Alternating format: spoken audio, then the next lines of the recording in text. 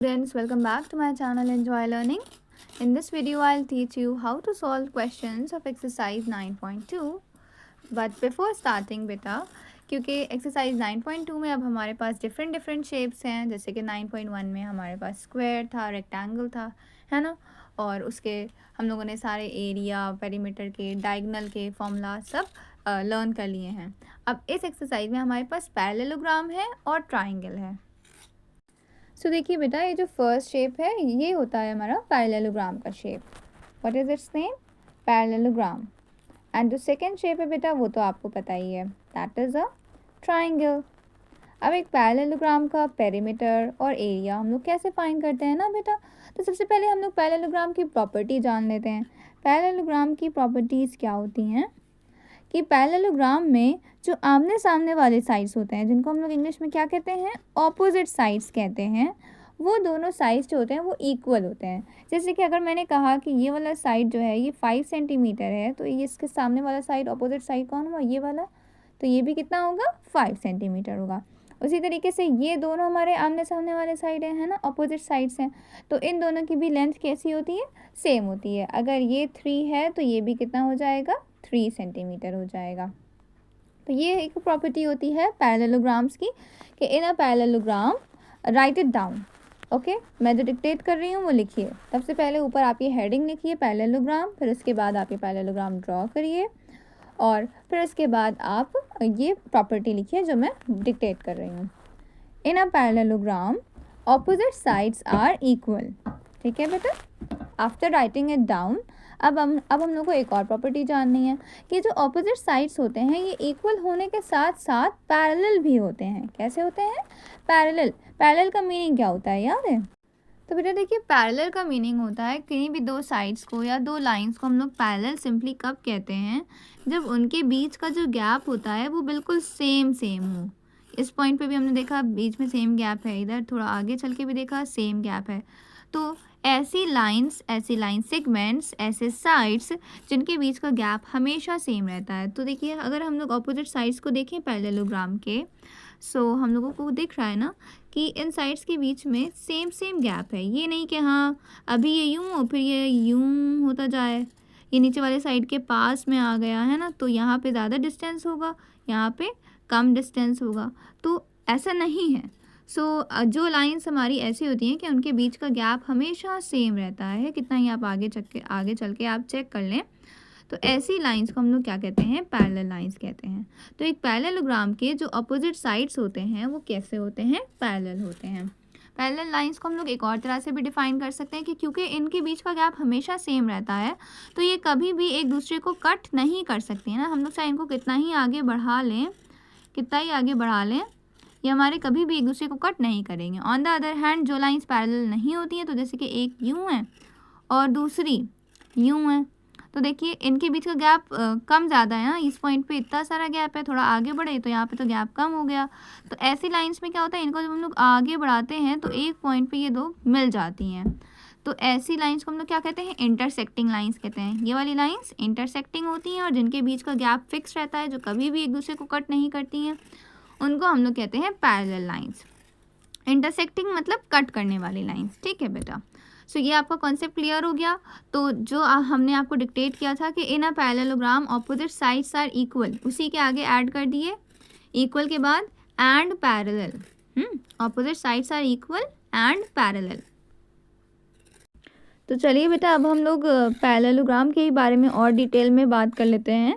सबसे पहले पैरेललोग्राम का पेरीमीटर क्या होता है सिंपली. तो क्योंकि हमने आपको बताया कि पैरेललोग्राम में जो आमने सामने वाले साइड्स होते हैं वो इक्वल होते हैं. सो अगर हमने कहा जनरल लैंग्वेज में कि अगर ये हमारा सपोज ए है, कितना है ये, ए है, तो इसका ऑपोजिट साइड कौन है, ये नीचे वाला, तो ये भी कितना होगा, ए होगा. तो आप ये वैल्यूज़ लिखिएगा. ठीक है, अपने डायग्राम में आप ये वैल्यूज़ लिखिएगा. उसी तरीके से अगर हमने कहा कि ये वाला साइड बी है, तो ये वाला साइड भी कितना लॉन्ग होगा, बी सेंटीमीटर या बी मीटर, जितना भी आपको दिया हुआ है उतना लॉन्ग होगा. सो ये आमने सामने वाले साइड्स पे आप ए और बी लिख लिए. आप पेरीमीटर फाइंड करिए. पेरीमीटर क्या होता है, सिंपली जो भी आपका शेप है उसकी जितनी भी बाउंड्री में, उसकी आउटलाइन में जितने भी साइड्स आ रहे हैं उन सबको ऐड कर देते हैं ना हम लोग. तो हम लोग क्या करेंगे, ए प्लस बी प्लस ए प्लस बी. सो जब हम लोग ऐड करेंगे तो ए 2 टाइम्स आ रहा है और बी भी 2 टाइम्स आ रहा है, तो आपका जो पेरीमीटर है उसका सिंपली फॉर्मूला क्या हो जाएगा, 2 टाइम्स ए प्लस बी। जैसे एक रेक्टेंगल में होता था 2 times L plus B, same वैसे ही आपका पैरेललोग्राम में होता है। जो आपके आमने सामने वाले साइड्स हैं, सो एक पेयर है ए ए का, दूसरा पेयर है बी बी का।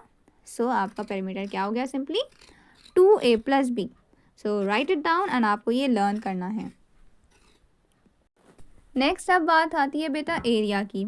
सो एरिया फाइंड करने के लिए हमें एक और न्यू टर्म जानना होगा, जिसको हम लोग कहते हैं हाइट या ऑल्टीट्यूड। क्या कहते हैं हम लोग, हाइट या altitude of a parallelogram. So height या ऑल्टीट्यूड हम लोग कैसे फाइंड करते हैं, बहुत ही ईजिली। सिंपली हाइट या ऑल्टीट्यूड का मतलब होता है कि ये जो हमारा पैरेललोग्राम है, तो इसमें हम लोग जैसे कि हम लोगों ने यहाँ से यहाँ तक के बीच में कितना गैप है, इतना गैप है ना। तो एक स्ट्रेट लाइन जो बिल्कुल सीधी आ रही हो, बिल्कुल भी स्लैंटिंग ना हो, बिल्कुल भी टेढ़ी ना हो, तो देखिए बी हम लोगों को हाइट नहीं दे सकता है। क्यों, क्योंकि बी जो है वो टेढ़ी है ना, वो स्लैंटिंग लाइन है। So for finding the height हमारे पास एक बिल्कुल स्ट्रेट लाइन होनी चाहिए जो कि सामने वाले साइड पर आ रही हो।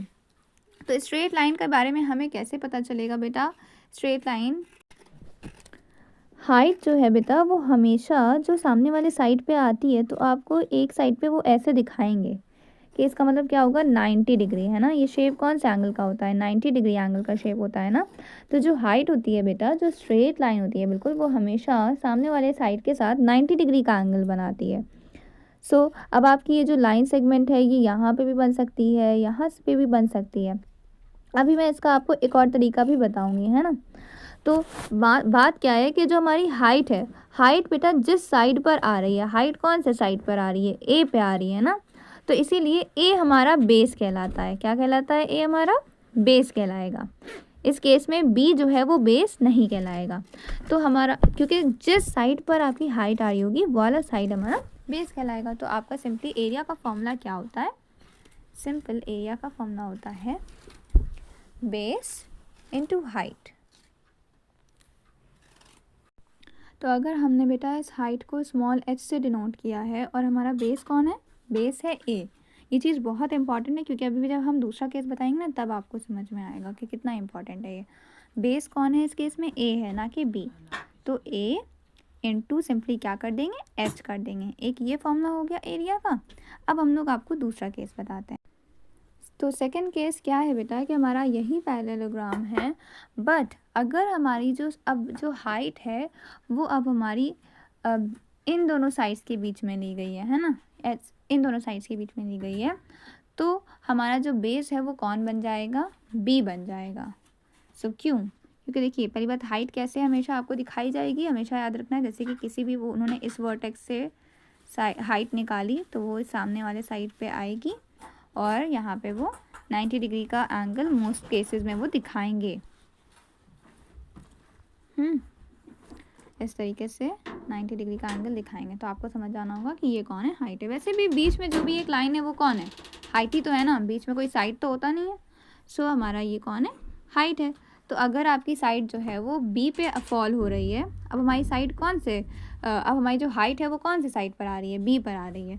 तो अब हमारा जो एरिया का फॉर्मूला है, पेरीमीटर तो वही रहेगा simple 2 into A plus B, but area जो है वो एरिया अब क्या हो जाएगा, एरिया डिपेंड करता है कि हाइट कौन से साइड पर आ रही है। सिंपल, बस ये फैक्ट आपको याद रखना है।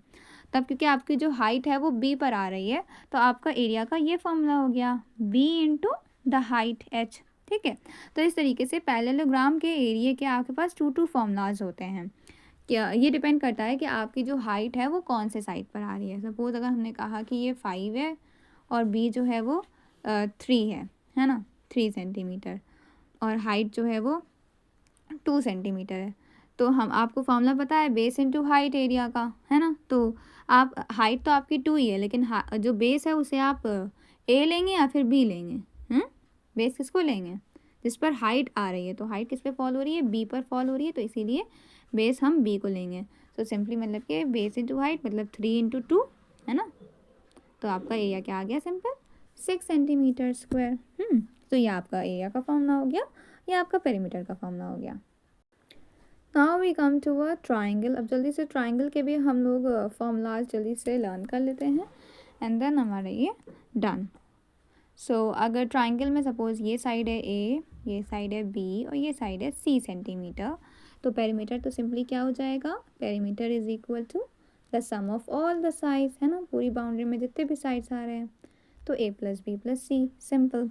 ये पेरीमीटर हो गया हमारा. अब एरिया के लिए इसमें भी क्या करना है, इसके एरिया का फॉर्मूला होता है half, half means 1/2 into base into height.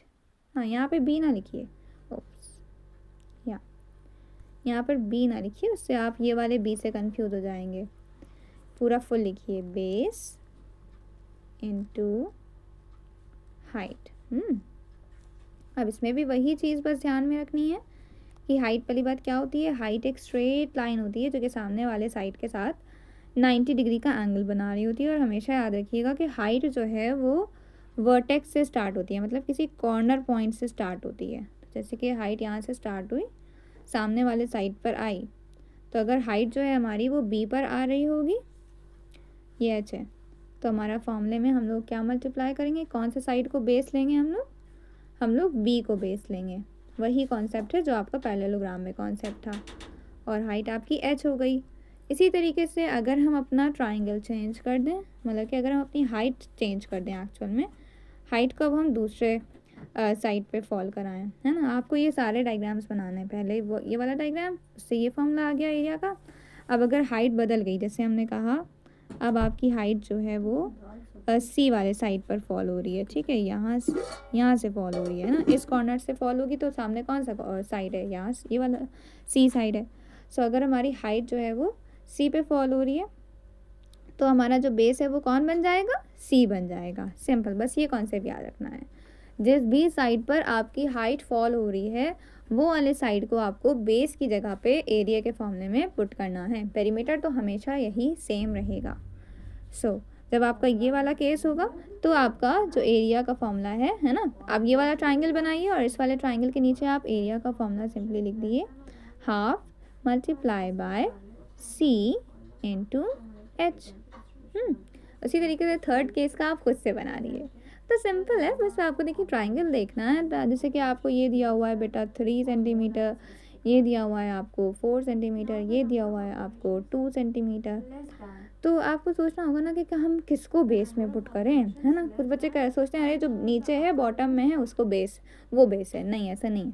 जिस साइड पर आपकी हाइट फॉल हो रही है, सिंपल वो वाला साइड आपका क्या बन जाएगा, बेस बन जाएगा. सो दी आर द फॉर्मूलाज. ये 4 फॉर्मूलाज आपको लर्न करने हैं क्योंकि वीडियो ऑलरेडी इतनी लॉन्ग हो गई है. So we will start from the first question in our next video. So you 4 formulas हैं, you have to learn them. Simply learn this, half into base into height. No need to learn this and this. ये आपको explanation के लिए है ना, concept समझने के लिए कि कब हम लोग ये वाला साइड लेंगे बेस के लिए. आपका फॉर्मूला जो है वो सिंपल ये है, half into base into height triangle का area, base into height parallelogram का area. Okay, all the very best. Learn these formulas. Good luck.